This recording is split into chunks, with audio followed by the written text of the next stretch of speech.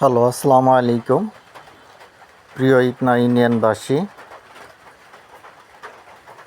সকলকে জানাই SA dream টিভির পক্ষ থেকে শুভেচ্ছা ও অভিনন্দন। তো আসলে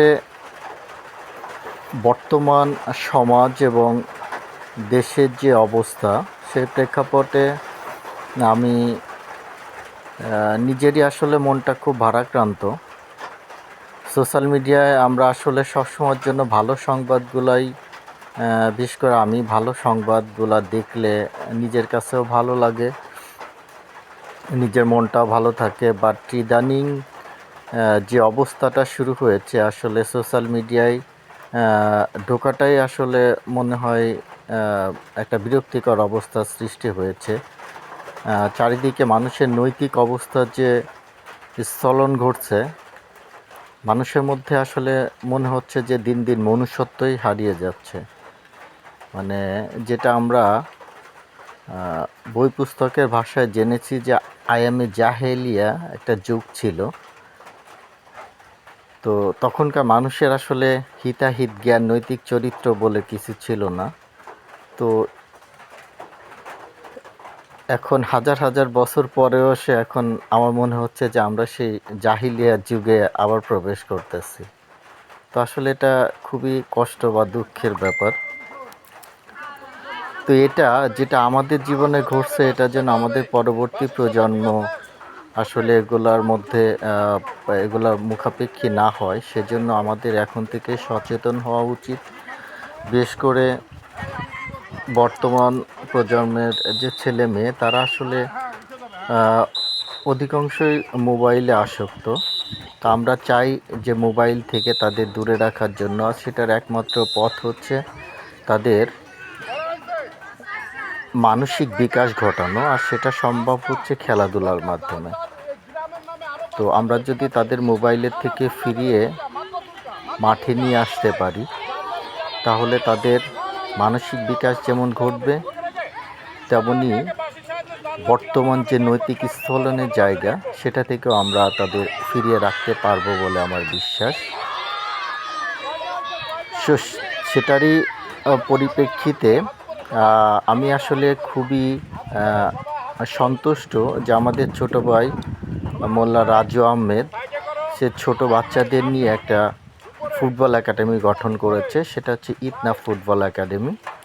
তো আমি বাড়িতে এসে তাদের সাথে কিছুটা সময় কাটাই, তাদের কার্যক্রমগুলো দেখে আমি খুবই আনন্দিত হই। তো এখানে প্রায় আমি যখন প্রেজেন্ট ছিলাম, তাদের সাথে কথাবার্তা বললাম, প্রায় আপনার 40+ বাচ্চা ছিল ওখানে।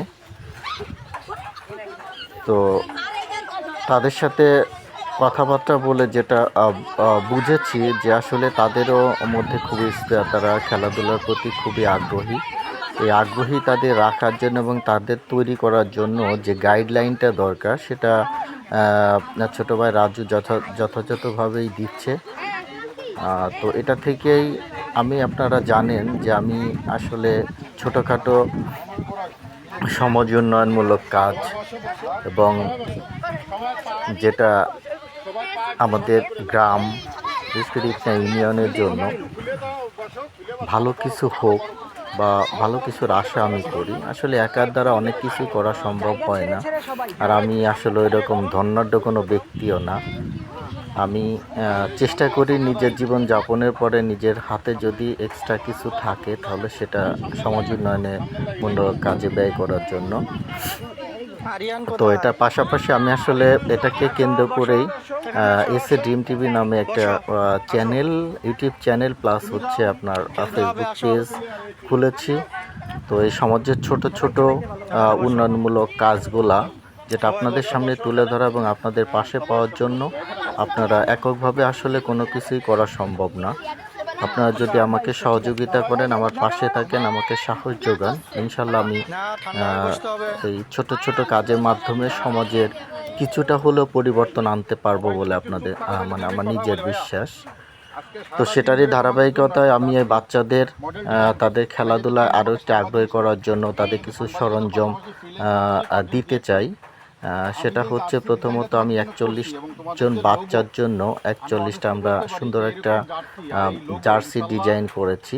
তো ওদের 41টা জার্সি জন্য আমরা অটোমেটিক্যালি ডিজাইন করেছি এবং এটা অর্ডারও দেওয়া হয়েছে।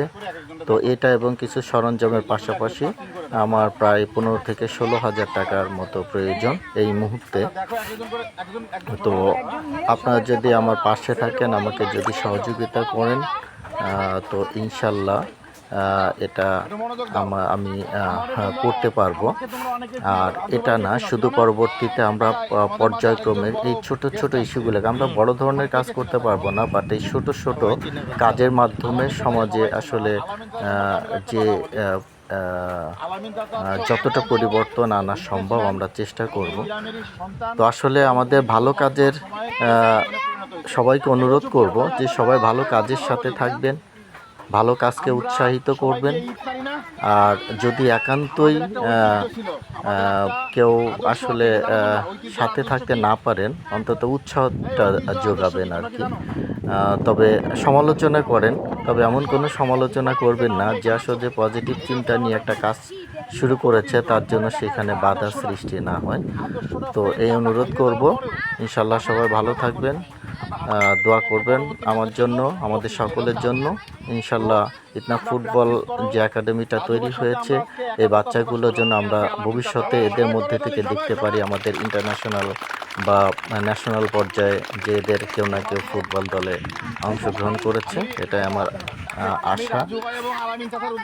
তো ইতনার যে ঐতিহ্য সংস্কৃতি সেটার জন্য অটুট থাকে এবং আমরা সেটার জন্য ফিরিয়ে আনতে পারি। সকলে জায়গা থেকে সচেষ্ট থাকব, তাহলে ইনশাল্লাহ আশা করি আমরা আমাদের হারানো ঐতিহ্য বা গৌরবটাকে ফিরিয়ে আনতে পারবো বলে আমার বিশ্বাস। সকলে ভালো থাকবেন, দোয়া রাখবেন। আসসালামু আলাইকুম। অ্যাক্টিভিটি যারা করে তারা তাদের স্পন্সরশিপ পাওয়া যায়, এটা অত বড় কিছু না। অনেক ক্লাবের স্পন্সর আসে, অনেক অ্যাক্টিভিটি যারা করে তারা তাদের স্পন্সরশিপ পাওয়া যায়, এটা অত বড় কিছু না। আলামিন চাচা চেষ্টা করলে খুব দ্রুত সময়ের মধ্যে হয়ে যাবে। আর দ্বিতীয় কথা হচ্ছে, যারা খেলাধুলার সাথে থাকে, যারা খেলাধুলায় মনোনিবেশ করে, এদের স্বাস্থ্য বলো, চেহারা বলো, মন বলো, সবকিছু কিন্তু ভালো হয়ে যায় এবং এদের কিন্তু বৃদ্ধি ঘটে। তো ওয়ান কাইন্ড আমার থেকে আরো ভালো করে বলতে পারবে আলামিন চাচা। আমি বিনীতভাবে অনুরোধ করছি যে আলামিন চাচা, আপনি এই যে ইয়ং জেনারেশন, মানে পরবর্তী প্রজন্ম যারা ইতনা তৈরি হচ্ছে, তাদের সম্পর্কে কিছু বলেন। ভাইয়া আলামিন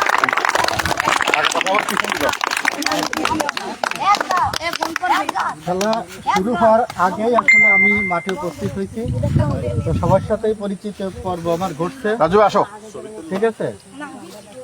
তো সবাই চুপ থাকি ভাইয়া।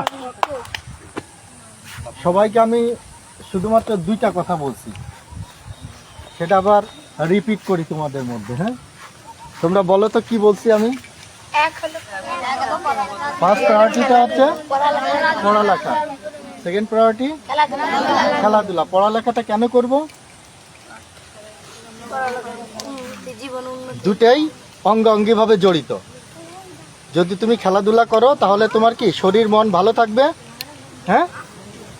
আর লেখাপড়া করলে এই শরীর মন ভালো রেখে তুমি যে খেলাধুলা করতেছো, সেই খেলাধুলাটাকে কি আরো উচ্চ লেভেলে নিয়ে যেতে পারবা, তাই না? যে তুমি যদি ভালো প্লেয়ার হও, তাহলে সেই ভালো প্লেয়ার হয়ে যখন তুমি ইন্টারন্যাশনাল পর্যায়ে খেলতে যাবো, তখন তোমাকে এই পড়ালেখা তোমাকে সহায়তা করবে।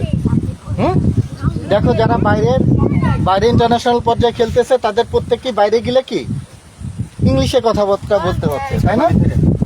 তা তুমি যদি পড়ালেখা না শিখো, তাহলে ইংলিশে কথাবার্তা বলতে পারবে না। আর তোমার মনে করো, তোমার পরিমণ্ডলের মধ্যে তুমি বন্ধু তৈরি করতে পারবা। হ্যাঁ, তুমি তোমার বন্ধুর সাথে কথা বলতে পারতেছো বাংলায়, কিন্তু তুমি বাইরে যখন যাবা, তুমি তোমার বন্ধু যদি তৈরি করতে চাও, তাহলে তোমাকে অবশ্যই ইংলিশে তাদের সাথে কথাবার্তা বলতে হবে। সে যেভাবে তোমার কাছে তাদের মনোভাব প্রকাশ করতেছে, সেটা তোমার বুঝতে হবে এবং তোমার অভিপ্রায় তাদের কাছে ব্যক্ত করতে হবে, তাই না? তাহলে আমরা এই দুইটা জিনিসকে সবসময় মাথায় রাখবো।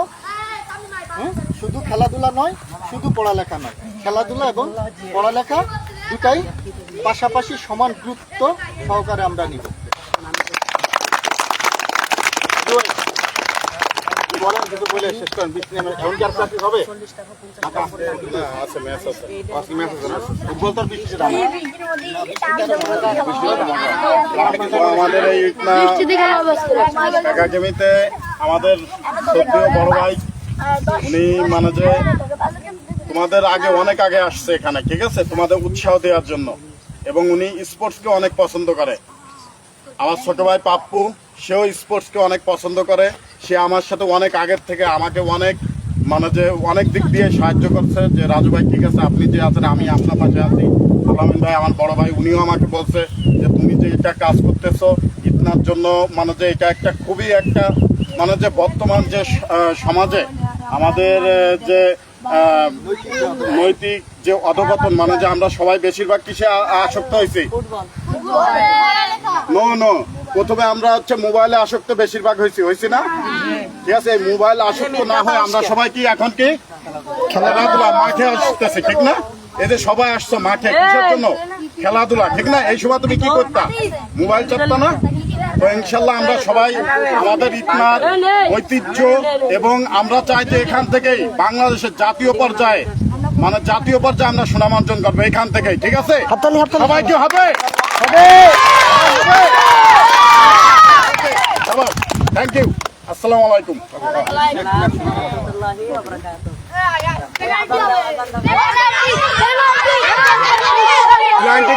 সবাই পাশে।